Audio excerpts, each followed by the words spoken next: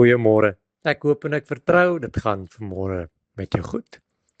Ek luister in die week na iemand wat by my kom sit en so 'n bietjie sy getuienis met my deel en ek dink, "Sjoe, hierdie kan 'n mooi boodskap maak." Hierdie persoon vertel vir my hoe dat hy 'n baie groot maatskappy en 'n firma het.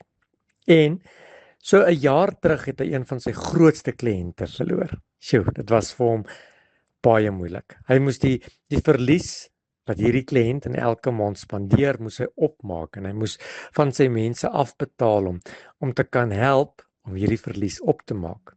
En dit was soms sleg. En hy het God baie keer daarvoor verkwalik en gesê, "Sjoe, Here, hoekom het U dit toegelaat?" Net om in hierdie week te hoor dat hierdie maatskappy wat hy verloor het, na 'n ander kliënt toe was, duisende rande se goed gekoop het, bankrot gespeel het en hierdie kliënt het alles verloor.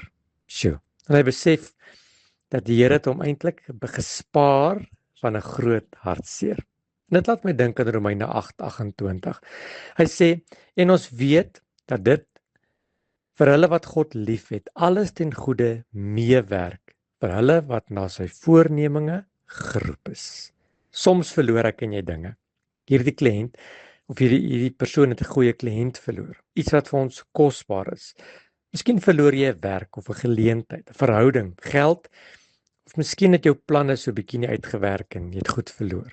Op daardie oomblik, dink bietjie mooi terug, voel dit soos 'n nederlaag. Dit voel asof God jou teleurgestel het. Ons verstaan nie waarom God soms dinge laat gebeur nie, hoekom dinge partykeer deur ons vingers moet val nie. Maar dikwels sien ons eers later dat God besig was om iets nuuts te doen, om ons voor te berei vir iets groots, of om ons net te bewaar van groot hartseer. Party dinge wat ons verloor hou ons terug van God se beste in ons lewens. Dit lyk nou soos 'n verlies, maar later, hoor mooi, gaan jy sien dat dit wat met jou gebeur het 'n seën is.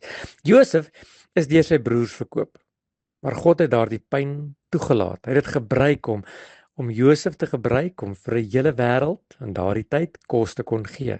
Job het baie verloor, maar God het hom weer herstel. Wanneer God 'n deur sluit, beteken dit nie dat hy jou verlaat nie. Dit beteken nie dat hy opgehou het om aan jou te dink nie, dat hy jou nie meer beskerm nie. Sjoe, jy is die teenoorgestelde. Vertrou daarom die Here vandag, al verstaan jy nie. As jy iets verloor, hou vas in hierdie vers, alles ten goeie vir jou gaan meewerk. Soms is dit God se manier om jou gereed te maak vir iets beter. Here, dis nie lekker om te verloor nie. Dis nie lekker om te kyk hoe dinge deur jou vinger val nie.